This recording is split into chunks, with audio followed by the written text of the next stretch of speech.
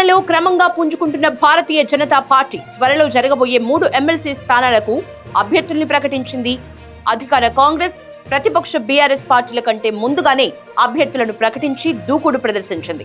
కొద్దిసేపటి క్రితం బీజేపీ రాష్ట్ర అధ్యక్షులు, కేంద్ర మంత్రి జి కిషన్ రెడ్డి అభ్యర్థులను ఖరారు చేస్తూ ప్రకటన విడుదల చేశారు. 3 ఎమ్మెల్సీ స్థానాల్లో అభ్యర్థుల విషయానికొస్తే ఉమ్మడి కరీంనగర్, ఆదిలాబాద్, నిజామాబాద్, మెదక్ టీచర్ ఎమ్మెల్సీ అభ్యర్థిగా విద్యావేత్త మల్క కొమరయ్యను ప్రకటించింది.